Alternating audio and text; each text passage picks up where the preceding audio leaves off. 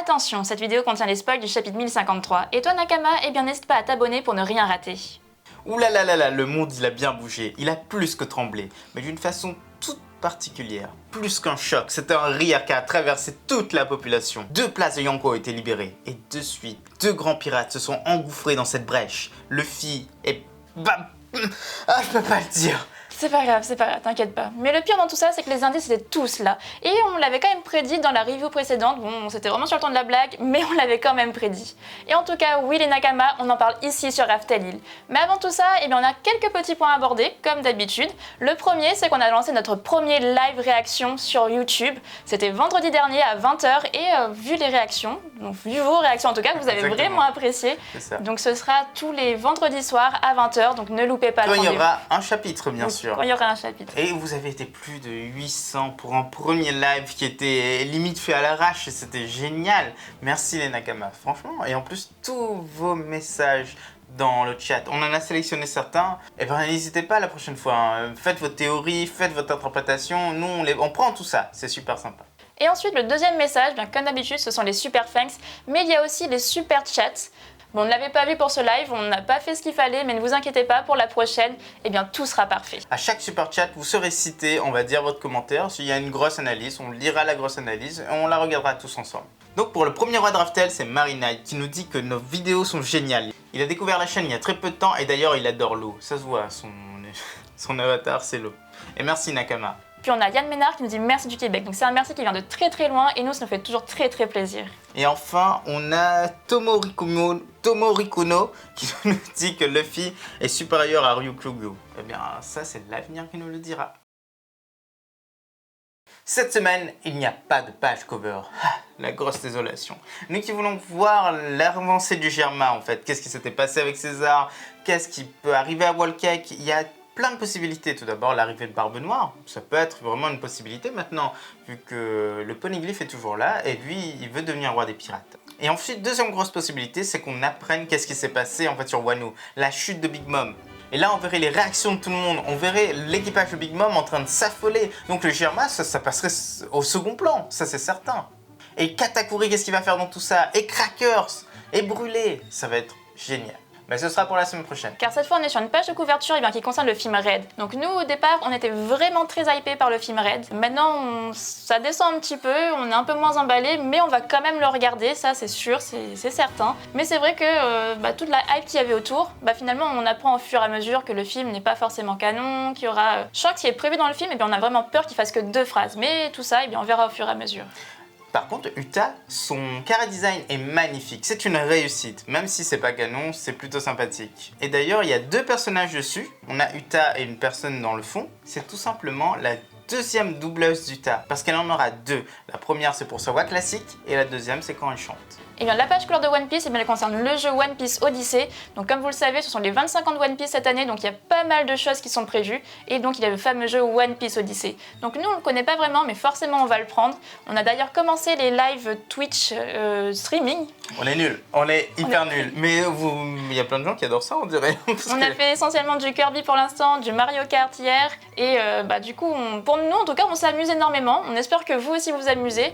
Et possiblement, du coup, avec ce One Piece Odyssey, on prendra sans doute une PS5, c'est à voir, mais du coup on va élargir notre champ de jeu. Et d'ailleurs, message à Kagami qui arrête pas de nous dire vous êtes nuls, vous faites pas ce qu'on vous dit, mais qu'est-ce que c'est agréable de regarder. Merci à Kagami. Ah d'ailleurs, le lien Twitch est en commentaire. Mais il faut rajouter quelque chose sur cette page, il faut un minimum l'analyser. Tout d'abord, le personnage qui est juste à côté de Luffy, qu'on croyait être un méchant, n'est pas forcément un méchant, mais en tout cas, il a la classe. C'est un espèce de mélange entre Calgara, Wiper et King. Ça donne un personnage qui va marquer le jeu, ça c'est certain. Ensuite, au premier plan, on a une dame qui ressemble beaucoup à Shaki, la compagne de Rayleigh. Donc, on pense pas que c'est un lien, c'est un design qui a été fait aussi par Oda, mais on a hâte de voir à quoi correspond cette personne. Première vraie page du chapitre, on est à Marie-Joie, les grandes instances sont en rage. Une photo interdite a été ajoutée aux avis de recherche. Et en plus, Indy a été affiché sur un avis de recherche, alors qu'il n'aurait pas dû l'être. La photo en question a été fournie par un membre du CP0. Alors maintenant, il faut à tout prix arrêter l'impression et recommencer tout ça. De son côté, Morgan se délecte de la situation. Du haut de sa montgolfière, il se réjouit des informations qu'il a pu dénicher. Personne ne l'arrêtera dans son devoir. Il a publié jusqu'à la dernière bride de news qu'il a pu intercepter. D'ailleurs, la dernière information qu'il a interceptée, c'est que le membre du CP0 a croisé le bateau de Big Mom. Le monde, quant à lui, prend peur une nouvelle fois. La nouvelle est unique en son genre. 2 empereurs sont tombés, Kaido et Big Mom, ceux avec la plus grosse prime jusqu'à maintenant. Ils ont été défaits par une alliance entre Monkey D. Luffy, Trafalgar Law et Eustache Kid. Et tous ont eu une prime conséquente suite à ce miracle, 3 milliards de berries. Vous vous sentez pas chanceux actuellement? Parce que nous, on se sent très chanceux. On est en train de vivre tout ça en direct. On est en train de vivre les changements de One Piece. Ça, vous pourrez les raconter à vos petits-enfants, ils vont pas vous croire. Mais nous, on est encore plus contents parce qu'on vit ça avec vous. Et on commence les lives, ça fait un lien supérieur et on adore ça. Bref, la première information, c'est le visage de Luffy sous forme Nika qui a été diffusé au monde entier. L'image, elle a été prise par un homme qui s'appelle Guernica. Et Guernica, eh ben, c'est le dernier membre du CP0. Celui dont on connaissait pas non plus le nom. Maintenant, on peut mettre un nom sur son visage. Mais surtout, ce mec a disparu. Il a croisé le navire de Big Mom et puis pouf, silence radio. Cette information est très importante, mais on en reparlera juste après. Et d'ailleurs, il faut rajouter que le gouvernement n'arrête pas d'essayer de cacher Nika, son visage, tout. Mais il n'y arrive pas. Et la deuxième information, eh bien, c'est le fait qu'ils veulent effacer Indy des avis de recherche. C'est un peu con parce que Luffy, il a toujours eu son 10 sur son avis de recherche. Il a été nommé 5e empereur. Bon, c'était pas officiel, mais il avait toujours son 10, il a toujours fait de grandes actions, il a toujours eu son 10 sur son affiche. Cette annonce de 5e empereur avait été accompagnée d'une prime de 1,5 milliard qui avait déjà choqué tout le monde à l'époque. Donc là, on ne voit pas trop pourquoi effacer son 10 sur l'affiche, c'est vraiment pas très logique. On se demande maintenant si ça concerne vraiment Luffy, est-ce que ce serait pas quelqu'un d'autre? Pour Law, c'est sûr, il n'y a pas de 10 sur son affiche, nous on sait un 10, mais ça n'a jamais été notifié sur son affiche, et là non plus ça ne l'est pas. Donc après, il y a eu d'autres personnes qui ont eu leurs affiches réactualisées, donc peut-être que ça les concerne, mais tout ça, eh bien, on verra en fin de vidéo. Et là, il faut forcément parler un peu de Morgan, ce personnage qui est super cool, super classe. Il a mangé le Toritori no Mi modèle Albatros, et depuis, il est tout le temps en forme hybride. Le mec, on n'a jamais vu son visage. Mais là, la puissance qu'il dégage dans ce chapitre, on voit qu'il dirige le monde grâce à l'information. On voit qu'il dirige le monde grâce à ses moines. D'ailleurs, c'est un moyen de communication, c'est un moyen d'information, c'est une armée à part entière qui sillonne tout le monde de One Piece. Vous vous rendez compte de ça, en fait, vous vous rendez compte de la puissance que cet homme a? Ça fait peur et ça fait carrément penser en fait aux oiseaux d'Alfred Hitchcock. Si jamais il se retourne contre quelqu'un, bah, les mouettes vont fini, c'est fini. Mais ce qui nous intrigue le plus, c'est son visage. On n'a jamais vu réellement son visage. Est-ce que ça aussi, c'est un clin d'œil d'Oda? C'est quelque chose qui est caché. Est-ce qu'il se sert de ça pour les infiltrations, sa forme normale? Ou alors, est-ce qu'on a déjà vu son vrai visage, mais qu'aujourd'hui encore, Oda cache ça derrière un plumage magnifique? Ça peut être intéressant. Dans le mini-tour du monde, eh bien, il y a un élément hyper choquant. C'est une affiche de Sabo qui est là, placardée sur un mur. Nous, ça nous choque énormément et du coup, on se pose énormément de questions également. Pourquoi est-ce qu'il y a cette affiche de Sabo comme ça? Est-ce qu'il est mort? Est-ce qu'il y a eu un événement, je sais pas, est-ce qu'il a été capturé? Est-ce qu'il est devenu une figure emblématique pour quelqu'un? Enfin, toutes ces questions, du coup, ça fait que rager du mystère autour de Sabo et on a vraiment hâte de voir tout ça. Et enfin, on a les 3 prix magnifiques qui viennent de sortir. 3 milliards de berries, 3 milliards de berries et 3 milliards de berries. Pourquoi 3 milliards de berries? Ça, c'est quelque chose qui a choqué pas mal de personnes. On a vu lors de la réaction live, 3 milliards de berries pour Luffy, ça semble être pas assez si Kid et Law ont aussi 3 milliards. Il faut rappeler que Luffy a fait énormément de choses pendant cette guerre. C'est lui qui a guidé l'ensemble. C'est une alliance, mais avec lui à leur tête. C'est une alliance, certes, mais c'est lui qui a battu Kaido. C'est lui qui l'a envoyé au tréfonds de Wano. Kid et Law, ils ont battu Big Mom, mais c'était en 2 contre 1. Le CP0 l'a bien vu. Le CP0 a vu tout ça. Donc pourquoi? Certains d'entre vous ont avancé le fait que le Garusei voulait pas mettre en avant Luffy. Mais la fin du chapitre leur donnera tort, malheureusement. Et il y a aussi un petit truc à noter, c'est que la prime de Big Mom plus la prime de Kaido, ça fait 9 milliards de berries. Et divisé en 3, et bien ça fait 3 milliards de berries chacun. Fallait pas chercher si loin que ça en fait. Ça peut être intéressant, c'est une alliance à part égale, et peut-être qu'Oda a voulu montrer ça comme ça, sachant que la prime de Luffy montera forcément avant la fin de One Piece. Du côté d'Udon, Appo vient d'annoncer la nouvelle. L'équipage de Kid et celui de Law hurle de joie. Mais Kid n'est déjà plus là, il se dirige vers la capitale des fleurs. Alors que dans celle-ci, tous sont en fête, enfin presque. Car les cuistots ont passé plus de 2 heures à cuisiner pour les héros de la Grande Guerre. Et le seul qui a eu la patience et la décence d'attendre, eh bien c'est notre cher Jinbei. Tous les autres sont dans la rue en train de manger tout ce qu'ils trouvent, car en ce jour, le nouveau shogun a décidé que tout serait gratuit, pour tout le monde.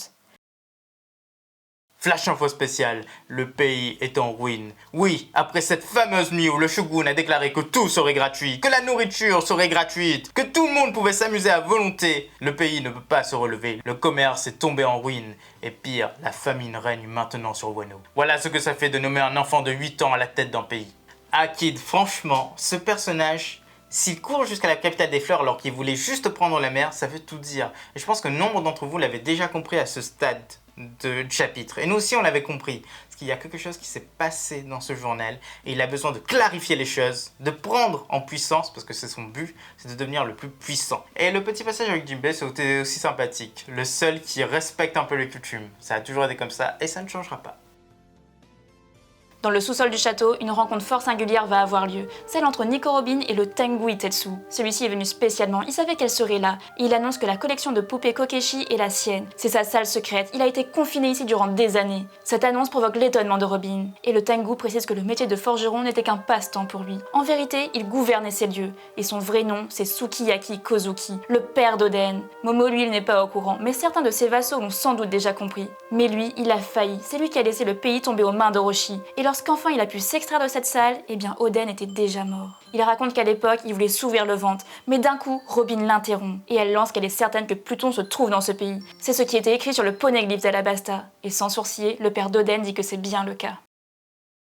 Cette révélation, c'est l'une des plus grosses de ce chapitre. Ce chapitre est incroyable, vous trouvez pas? Le père d'Oden est vivant. Il est resté vivant tout ce temps et il s'est caché derrière ce masque de Tengu. Pour rappel, on n'aurait jamais deviné, mais qui l'a deviné? Dites-le en commentaire s'il y a un génie qui a réussi à le deviner là parmi nos Nakama. Parce que ce Tengu, Itetsu, il avait vraiment une histoire. Il était descendant d'une grande lignée de forgerons. Il avait forgé le Ame no Abakiri, il avait forgé le Sandai Kitetsu. Et on pensait vraiment que c'était ça en fait depuis le tout début. Et quand Kaido est arrivé, il était forgeron en plein milieu dans la forêt, il n'a pas forcément vu les événements, mais il a organisé un petit peu la rébellion plus tard. Mais non, mais là, c'est vraiment le père d'Oden. Au début, on était très en colère. On s'était dit, mais c'est pas possible, c'est pas très logique. Parce que cet homme, s'il était encore vivant, il aurait pu reprendre tout ça, il aurait pu être le point fort des Kuzuki sur cette île, il aurait pu reprendre tout. Avec la suite de son histoire, c'est totalement compréhensible. Tout d'abord, il a été enfermé pendant très longtemps. Quand il est sorti, Oden était mort. Il a sans doute tout de suite pris connaissance de la prédiction de Toki. Donc forcément, il a attendu ses 20 ans. Alors pourquoi il n'a rien fait? Et pourquoi il se cache derrière ce masque? Et pourquoi il ne dit rien à Momo? Parce que son honneur a été bafoué à jamais. Pour lui, dans son estime, il n'existe plus. Le shogun, ce shogun, père d'Oden, il a failli car il a laissé Orochi prendre le pouvoir. Il s'est fait manipuler de A à Z. Il a voulu s'ouvrir le ventre, mais il ne l'a pas fait. Et en échange, il a fait quoi? Il a exterminé cette partie de lui qui a existé. Cet homme n'existe plus. Il s'est créé une nouvelle identité. Et la honte règne sur l'ancien shogun. C'est ça la fierté du samouraï. C'est faire des choses pour rétablir son honneur. Et c'est ça qu'il a fait pour rétablir son honneur. Et mine de rien, il a vraiment fait des choses pour l'alliance derrière. Il a gardé les sabres d'Oden, ce qui est génial. Il a vraiment gardé les sabres d'Oden. Et il a donné le Ame no Abakiri à Momo. Il a donné le Enma à Zoro qui lui a permis de gagner. Il a fait son devoir. D'ailleurs, cette scène où il donne le Ame no Abakiri à son petit-fils, à Momo, elle est déchirante. Aujourd'hui, c'est la fête des pères. D'ailleurs, bonne fête à tous les papas qui regardent cette vidéo. Vous vous rendez compte? Un homme face à son petit-fils qui peut pas lui dire qui il est. Un homme face à son petit-fils qui met tous ses espoirs en lui. C'est ce geste, en fait, donner le Ame no Abakiri. C'est comme si qui transférait une partie de l'âme d'Oden, parce que c'était le sabre d'Oden, une partie de l'âme de son fils à son petit-fils. Et il peut toujours pas dire que c'est lui. Ça doit être très déchirant. Petit point important. Kotetsu, c'est celui qui a forgé le Nidai Kitetsu, le sabre qui était affiché exposé chez le Tengu et que Luffy a volé. Mais ce sabre a été créé par l'ancêtre du Tengu. Et maintenant on apprend que cet ancêtre, c'était un ancêtre d'Oden aussi, c'est un ancêtre de Momonosuke, c'était un Kozuki. Donc cette lignée s'agrandit et cette lignée devient de plus en plus incroyable. Il y avait bien des forgerons légendaires dedans. Et là par contre, on remarque que dans cette salle, il y a deux personnes qui savent lire les poneglyphes. Il y en a bien deux. Robin maintenant, elle n'est plus toute seule. Et d'ailleurs, on sait que si jamais il arrive quelque chose à Robin, on sait très bien qu'il sera le prochain Mugiwara. Mais le plus important de tout ça, c'est que Robin, elle parle enfin de ce qu'elle a pu lire à Alabasta. Elle a gardé tout ça pendant tant d'années avec elle. Elle n'a rien dit à personne et là, elle le sort enfin. Une info importante. Pluton est à Wano. Et pour nous du coup, ça semble assez logique, c'est Momonosuke. Shirahoshi est bien une arme antique, non? Eh bien c'est la même chose pour Momo. Mais vous allez nous dire que Pluton a été annoncé comme un navire de guerre sans égal et que Franky a les plans. Alors oui et non, car Franky il a bien dit qu'il avait les plans d'un navire qui pouvait contrer cette chose. Et Momo, eh bien il a quelque chose de très important, il a Zunesh. Et Zunesh, eh bien il peut très bien être comparé à un bateau, puisque il avance sur l'eau et il peut transporter énormément de choses sur son dos. Et si c'était la combinaison des deux Pluton? C'est plutôt ça la vérité. C'est ça la vérité de la chose. Celui qui contrôle Momo est l'exécuteur, Zunesh. Mais vous inquiétez pas, on va faire énormément de théories sur le sujet. À Udon, une chose bien étrange se passe. Les lieux connus pour être un désert depuis l'arrivée de Kaido est devenu luxuriant. Et il y a pire, la prison semble s'écrouler. Toutes les personnes présentes sans exception se font transpercer par des branches et ponctionner. Même King et Queen. D'ailleurs, ce dernier lâche qui faisait tout pour ne pas maigrir. Un homme vient de tout terrasser à lui tout seul. Son nom, c'est Ryokugyu, l'amiral de la marine. Il lâche même que de simples commandants ne peuvent rien contre lui et il finit par demander à un cuirassé de venir jusqu'ici. Car bientôt, il va prendre la tête de ce gamin, de Luffy. Et tout ça pour que Sakazuki le félicite. L'apparition qui en vaut la peine, c'est celle-ci. Le dernier des amiraux, Ryukyu. Qu'on prononce tellement mal, mais tant pis, parce qu'il est super classe. Et son fruit du démon, c'est ça qui est génial. Et on a eu raison, ça contrôle bien les plans de cet homme. On va pousser un petit peu plus, on va se demander quel est son type de fruit du démon. Tout d'abord, avant d'analyser cette scène qui est juste incroyable, parce que là, on a l'impression que Wano a été vendu comme ayant les pirates les plus forts du monde, et t'as un mec qui débarque et schlac. Mais ne vous inquiétez pas, on va analyser ça. Tout d'abord, on parle de son fruit du démon. Est-ce que c'est un Logia? C'est fort probable que ce soit un Logia, parce que c'est un homme qui transforme son corps, qui crée des plans tout autour de lui, qui contrôle la nature, qui contrôle son corps à lui. Mais en même temps, on se demande si c'est pas non plus un paramécia spécial, un paramécia dans le genre Katakuri ou alors même Luffy. Tout d'abord, le fait est que les amiraux sont toujours très, non pas prévisibles, mais on peut deviner un petit peu leur fruit du démon. Au début, il y avait 3 Logias, ensuite on a eu un Logia, Kizaru, un paramécia, Fujitora, et le dernier, logiquement, ce sera un paramécia. D'ailleurs, il y a une référence incroyable, c'est celui du dieu de la forêt, qui dit sur Skypiea. On sait que le dieu du soleil, c'est Nika. Il est arrivé, il est là. Les autres dieux, ils doivent sans doute exister. Et nous, on pense que ce dieu de la forêt, c'est Ryokugyu. Et c'est grâce à son fruit du démon. Concernant la fin de King et Queen, on est un peu plus dubitatif parce que oui, c'est vrai, ils sont très forts. On pense qu'effectivement que cet amiral aurait pu les avoir, mais là, il faut quand même admettre qu'ils sont quand même très épuisés. La guerre vient de prendre fin, ils ont des séquelles quand même assez importantes. Et même s'ils ont pu finalement s'en remettre pendant quelques jours, c'était peut-être pas suffisant. Et surtout, il ne faut pas oublier qu'ils sont quand même en prison. Ils sont surveillés par Babanuki, qui est contrôlé par Tama. Ils ont très certainement des menottes en granit marin, donc forcément, ils sont vraiment affaiblis. Donc oui, c'est une belle réussite pour l'amiral, mais on pense qu'on ne peut pas du coup juger de sa puissance parce qu'il est vraiment très affaibli. Même si on pense qu'il est plus fort que les commandants, il le dit lui-même, et s'il fait un 1 vs All et qu'il débarque à Wano comme ça, c'est qu'il a énormément confiance en lui. C'est assez bizarre, c'est peut-être juste de la parlotte, mais on dirait pas parce qu'il se débrouille. Le point important, c'est que King n'a pas de flamme dans le dos. King a toujours des flammes dans le dos. Enfin, sauf à un moment très particulier. Quand il était à Punk Hazard, on le voit très jeune, il n'avait pas de flammes dans le dos. Il était attaché avec des menottes en granit marin. Si le menotte en granit marin l'empêche d'avoir des flammes, ça peut être une preuve comme quoi il était vraiment attaché, menotté. De toute façon, personne ne va laisser les commandants des 100 bêtes à Udon, surveillés par Babanuki, et les mecs pouvaient se rétablir et attaquer tout le monde. Non, nous on trouve ça un peu absurde. Mais la puissance de cet amiral, c'est certain, on va vraiment l'apprécier. Ensuite, on a son Kara design qui est plutôt réussi en vrai. Il ressemble à un bon loupard avec un gros tatouage, le mec un petit peu brut de décoffrage et un pantalon avec des fleurs de cerisier dessus. Nous, ça nous fait clairement penser à Sakazuki, parce que souvenez-vous, Sakazuki, il a quand même un tatouage de fleurs de cerisier sur le torse. Donc là, si c'est un fanboy, eh bien c'est normal, il veut absolument le faire plaisir. Il y a aussi cette lame noire qui est attachée à sa ceinture. C'est vraiment pas anodin, parce que ce serait la 3e lame noire qui apparaîtrait dans l'œuvre. Et enfin, il y a son tatouage qui signifie littéralement double suicide de la rivière de la mort. Et dans l'ensemble, eh bien tout ça nous fait penser à Ken, le survivant de l'enfer. Dans la capitale des fleurs, Luffy fait son show. Personne ne le connaît, mais il veut juste pas devenir un héros. Même s'il aime faire la fête et hurler à tout va.